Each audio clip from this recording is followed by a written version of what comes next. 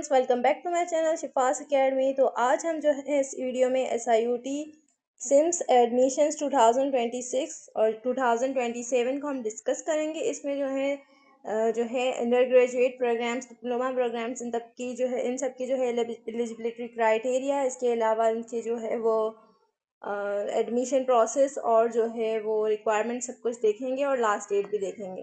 ठीक है। सिम्स जो है वो एक समझ लें एक बोर्ड है जो SIUT के एकेडमिक प्रोग्राम्स को जो है वो डील करता है। SIUT जो है वो सिर्फ एज अ यूनिवर्सिटी और हॉस्पिटल दोनों है, लेकिन ये साथ साथ ही HEC से रिकॉग्नाइज्ड भी है। ठीक है।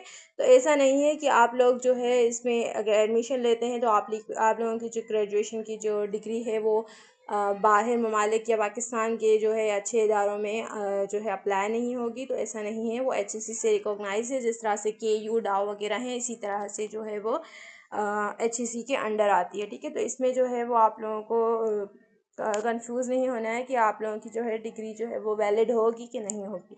ठीक है। तो एडमिशन 2026 जो है, वैसे तो SIUT के एडमिशन्स दिसंबर और नवंबर दिसंबर में आते हैं, लेकिन इस साल जो है उन्होंने बहुत ही जल्दी दे दिए हैं, क्योंकि MD-CAT भी इस साल बहुत ही जल्दी हुआ है। बाकी यूनिवर्सिटीज़ के टेस्ट भी जो है वो जल्दी कंडक्ट हो रहे हैं, इस वजह से इन्होंने भी उसी पॉलिसीज़ को फॉलो किया होगा। ठीक है।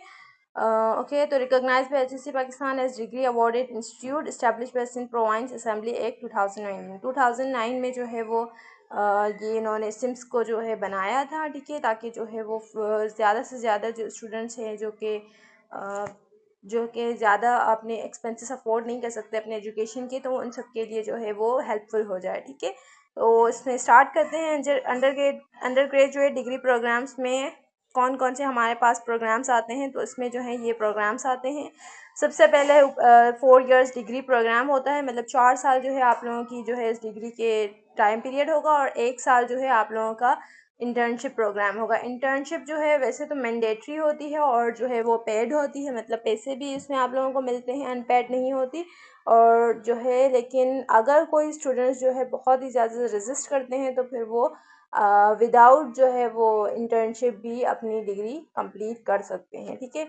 BS इसमें जो है हमारे पास टोटल 7 प्रोग्राम्स हैं। Anaesthesia and critical care sciences. ठीक है। एनेस्थीसिया और उसके साथ साथ क्रिटिकल केयर साइंसेस, मतलब 2 डिग्रीज हो गई।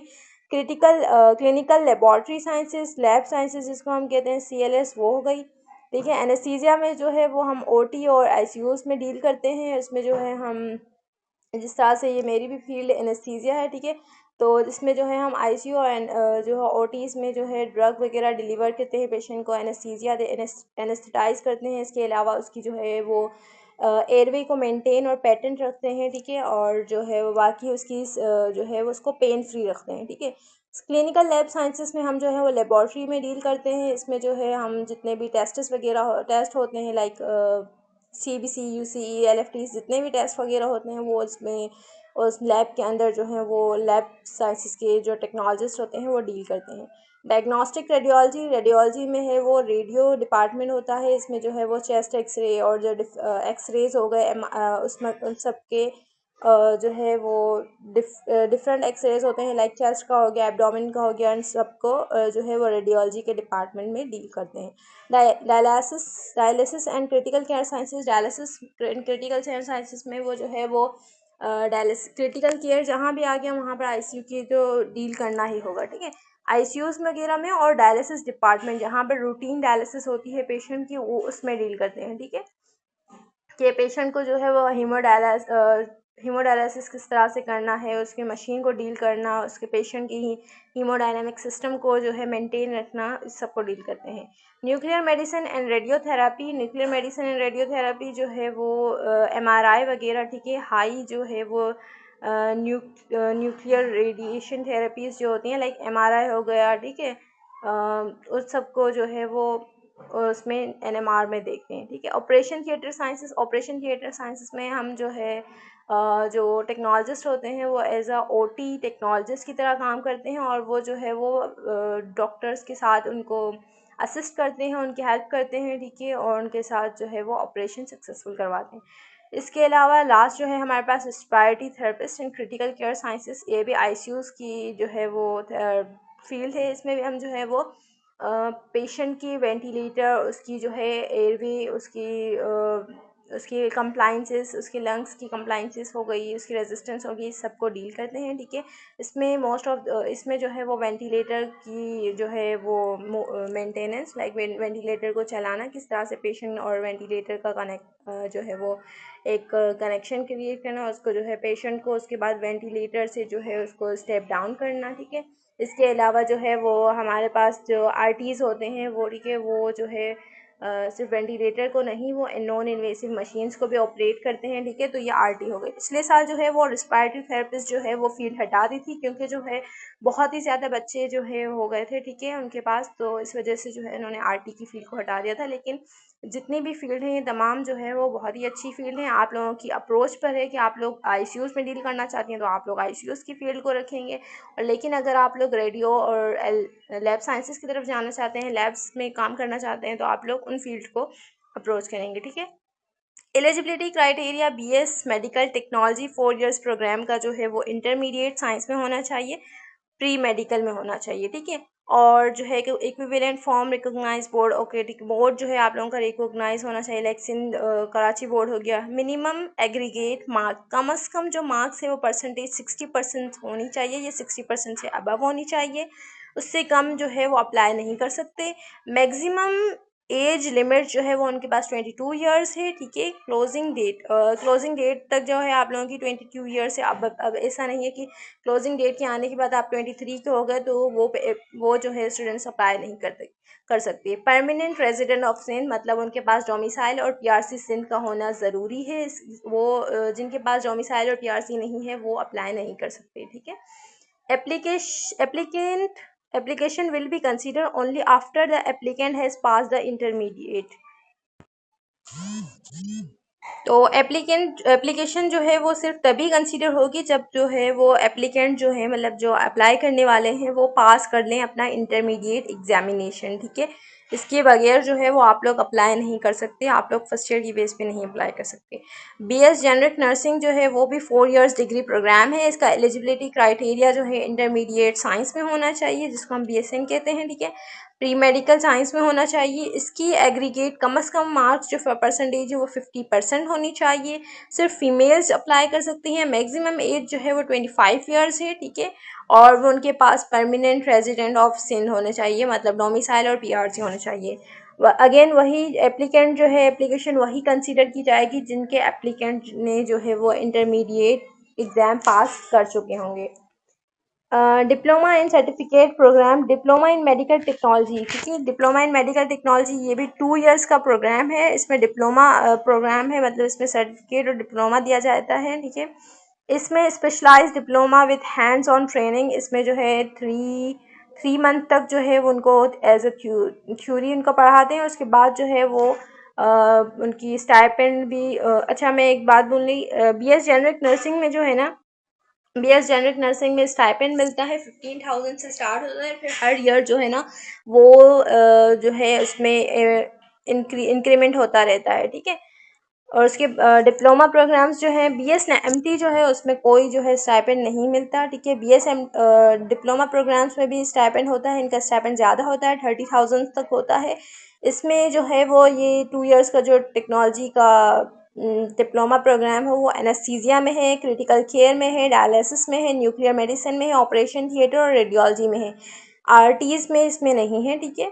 तो और जो है वो इसमें स्टाइपेंड का मैं बता चुकी हूँ, इसमें स्टाइपेंड होता है 30,000, और वो जो है एज अ लाइक 3 मंथ के बाद ही ना, उनकी थ्योरी ख़त्म होने के बाद ही वो प्रैक्टिकल जो है एज अ बिल्कुल जॉब की तरह काम कर रहे होते हैं, ठीक है। नेक्स्ट जो है हमारे पास इसकी एलिजिबिलिटी क्राइटेरिया जो है हमारे पास इंटरमीडिएट होना चाहिए, ठीक है। 50% कम से कम मार्क्स होना चाहिए। सिर्फ मेल्स अप्लाई कर सकते हैं, और मैक्सिमम एज लिमिट जो है वो 20 इयर्स है, ठीक है।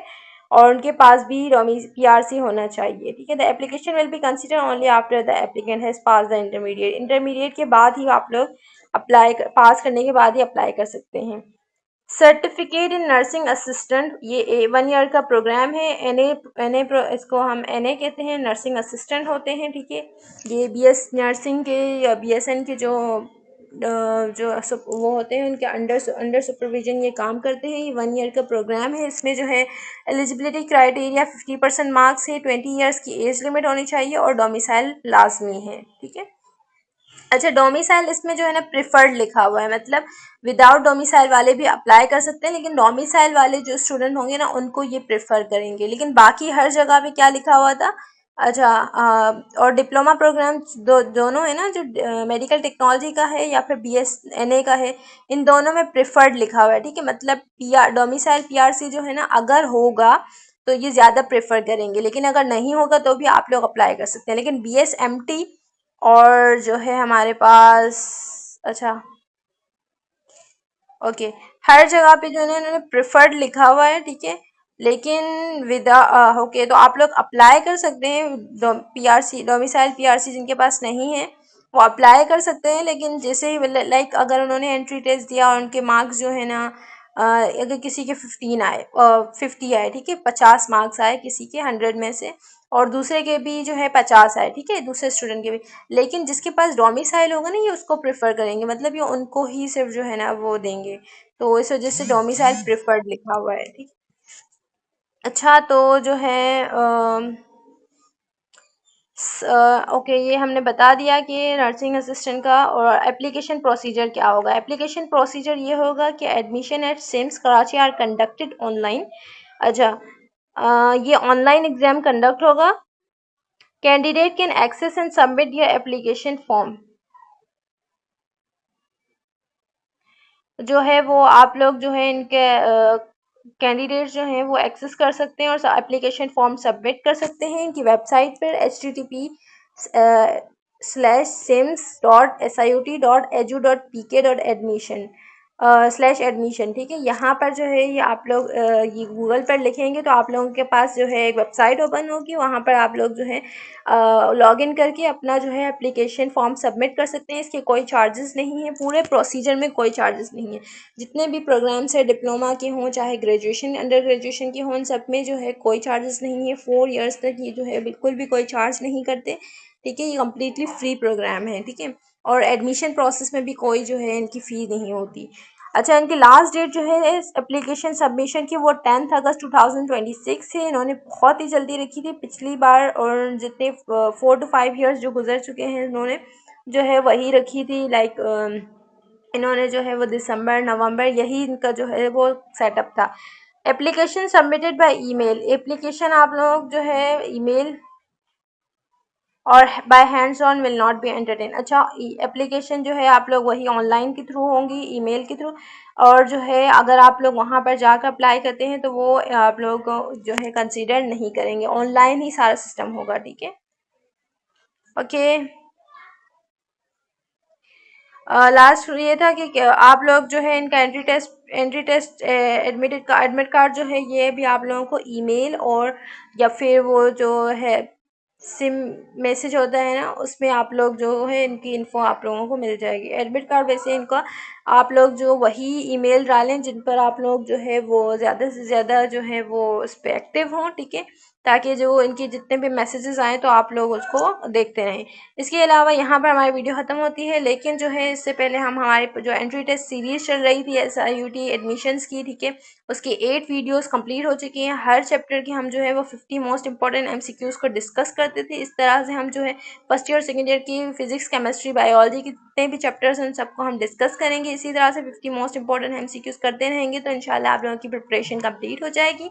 ठीक है, और जो है अब मैं कोशिश करूँगी, अब मैं वीक में 2 अपलोड करती थी, अब इंशाल्लाह 4 करूँगी ताकि आप लोगों का जो है ये पूरा जो जल्दी से जल्दी कंप्लीट हो जाए। ठीक है, और इसके अलावा अगर SIUT की जो है आप लोगों को पास पेपर्स चाहिए तो मेरे चैनल में की प्लेलिस्ट में आप लोग जाकर देख सकते हैं। 2023, 24, 25 के मैं पास पेपर्स ऑलरेडी अपलोड कर चुकी हूँ, और 2026 में जो एडमिशन्स हुए थे दिसंबर 25 में जो दिसंबर में एडमिशन हुए थे उसके भी पास पेपर्स की मैं इंशाल्लाह जल्दी वीडियो अपलोड कर दूँगी।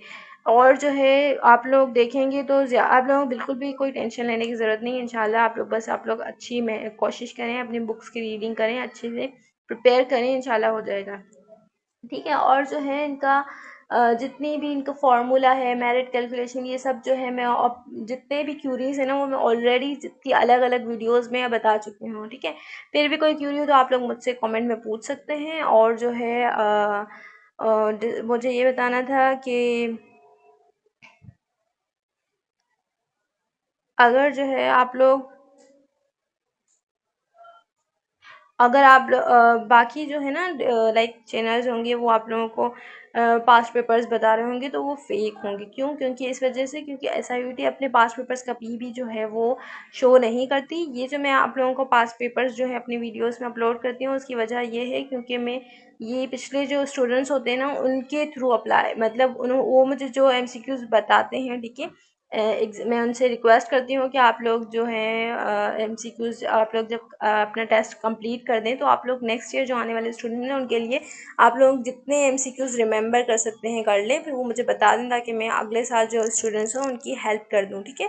तो इसी तरह से ये हमारा प्रोसेस चलता है। मैं इसी तरह से आप लोगों को जो है वो प्रोवाइड करती हूँ पास पेपर्स। बाकी जो है लेकिन ये एसआईयूटी अपने कोई पास पेपर शो नहीं करता। तो ऐसा अगर बाकी चैनल्स पे अगर ऐसा होगा कि एसआईयूटी के ही पास पेपर हैं तो ऐसा पॉसिबल नहीं, क्योंकि अब लोग मेरी भी वीडियोस में देखेंगे कि उसके काफ़ी क्वेश्चन होगा तो उसका एक ही ऑप्शन होगा, क्योंकि ऑब्वियसली ह्यूमन ब्रेन इतना ज़्यादा जो है वो हर और ऑप्शंस को तो नहीं जो है वो रख सकता याद। तो आप लोग मेरी वीडियोस में देखेंगे तो वो क्वेश्चन के साथ एक आंसर होगा या दो ऑप्शंस होंगे, इस तरह से जो है होंगे, ठीक है। तो ये जो है शो करता है कि मैंने उन्हीं से लिए थे, ठीक है। और मैंने पिछले साल भी इसी तरह से उनसे रिक्वेस्ट की थी तो मोस्ट ऑफ द स्टूडेंट्स ने जो है मुझे अपने जो है कंट्रीब्यूट किया था एमसीक्यूज में। इंशाल्लाह उस पिछले साल के पास पेपर्स भी इंशाल्लाह जल्द अपलोड कर दूंगी। Thanks for watching. अल्लाह हाफिज़।